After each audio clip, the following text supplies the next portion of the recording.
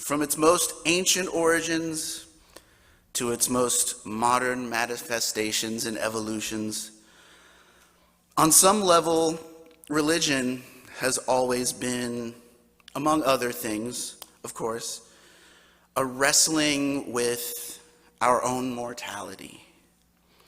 From theologies on life after death, to moral questions of how to live a finite life, to even the ways we conceptualize the end of the world.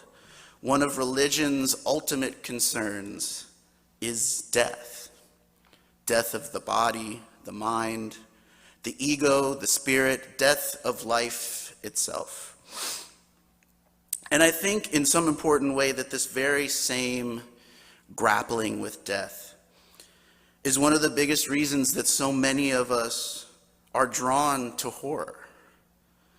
Because when you strip away everything else, so much of the horror genre is essentially about confronting death face to face, staring into that abyss on the other side, feeling the existential terror it invokes, and making friends with it, locking eyes with the fear of death and with all of the things that we fear most in this world, planting our feet in the earth and refusing to look away. I actually didn't come to horror until later in life. I never really liked scary movies growing up, and I could never really understand why people would willingly subject themselves to something so uncomfortable as fear. It was my best friend Stephen who finally helped me begin acquainting myself with the dark. And I ultimately discovered a world unlike any other. A world of outcasts and misfits and weirdos with incredible passion for this strange little art form. And not only that, but an incredible sense of grace and forgiveness for all of its imperfections. Horror for me is a sacred space. It's a space to explore the dark side of life, a unique framing to dig deep into challenging and transgressive themes without shying away from taboos, and find a special kind of catharsis through transgression and taboo that you can't really find anywhere else. And it's interesting to me that there seems to be an undercurrent in the horror community in recent years of sort of bemoaning the idea that horror has ostensibly become too political, because I'm here to tell you that the history of horror has always been deeply rooted in social commentary and the exploration of broader socio-political, philosophical, and even theological themes, from Frankenstein's commentary on God playing and misunderstood monsters, to the rise of modern horror cinema as a response to the golden age of serial killers, to the socially conscious works of John Carpenter and George A. Romero. In fact, one of the earliest examples of black horror, which is to say horror that features black characters and black creative voices, is George A. Romero's famous zombie film, Night of the Living Dead, which features a black protagonist who survives a zombie apocalypse only to be accidentally gunned down by a roving gang of police and vigilantes. And there are so many other great examples of black horror, from the works of Jordan Peele to the old blaxploitation movies, they call them, like Blackula, which is actually about an African prince who comes to Count Dracula for help in suppressing the slave trade and instead is turned into a vampire. Or a movie like Candyman, which is actually about a former slave who is lynched for having an affair with a white man's daughter and returns as a vengeful spirit. Admittedly, horror has never had the best reputation necessarily in terms of its treatment of women and queer folks, but there are also countless examples of feminist and queer horror as well. Think about Rosemary's Baby and its scathing critique of gaslighting and not believing women. Movies like Jennifer's Body and Ginger Snaps and Raw using horror tropes to tell feminine coming-of-age stories. Even a giant of horror such as Clive Barker, a gay man, made Hellraiser based on his experiences in the leather community and followed that up with Nightbreed, which is a queer allegory about a group of mutants living under a cemetery to hide from persecution. Much of horror is also rooted in class critiques and inequality and power dynamics. So many of the great protagonists of horror are poor or working class people. The main characters of the movie Alien, for example, are essentially garbage collectors in space. And Stephen King's Carrie is the daughter of a mother who works in a laundromat. But even more prevalent are the scathing satires of the upper class in movies like Society, American Psycho, and modern masterpieces like Parasite, which explores the depths people will sink to escape poverty.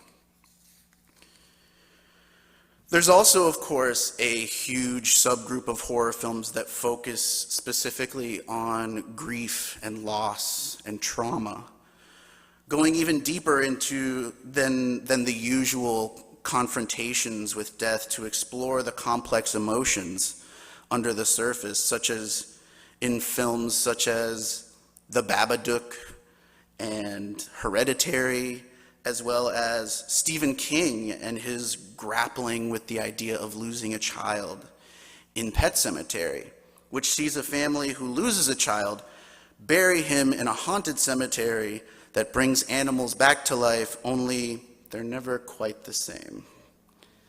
And one of the most iconic lines in that story so simply and hauntingly states the central thesis: sometimes dead is better.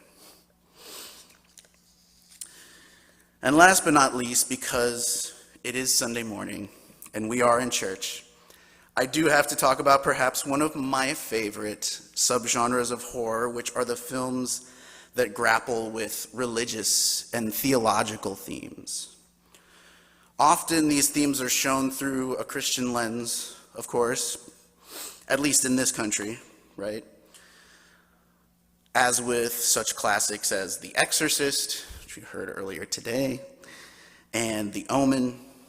But there are definitely some really powerful explorations of the lengths people go to in order to preserve their religious fervor and zealotry, such as a movie called The Lodge, which prominently features the hymn we just sang, Nearer My God to Thee, as a sort of musical representation of this fundamentalist death cult, basically, that one of the main characters grows up in.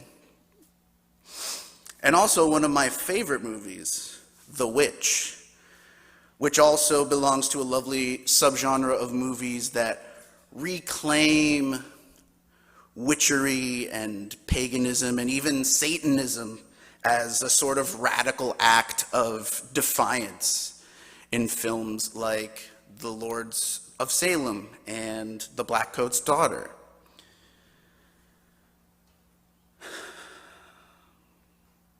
In a time when the world is so full of ugly truths that we often refuse to confront, And when that refusal is bringing us closer and closer to oblivion, we need horror. We need that unflinching eye trained on the things nobody wants to talk about, because not talking about them, and more so, not knowing how to talk about them, is essentially destroying our civilization and shattering our souls. We need to confront the messy chaos of this life and have the excruciatingly uncomfortable conversations without always being controlled by the fear of breaking taboos. And more than anything else, we need to plumb the depths of the dark side of human experience instead of shying away. So-called negative emotions are always seen as a little bit taboo at the very least, and often seen as actual adversaries in the work of transforming our world. Even in our own Unitarian Universalist churches and congregations, we often prefer to focus on love and joy and gratitude and acceptance and peace, and steer clear of fear and anger and pain. And this isn't necessarily a bad thing, not always.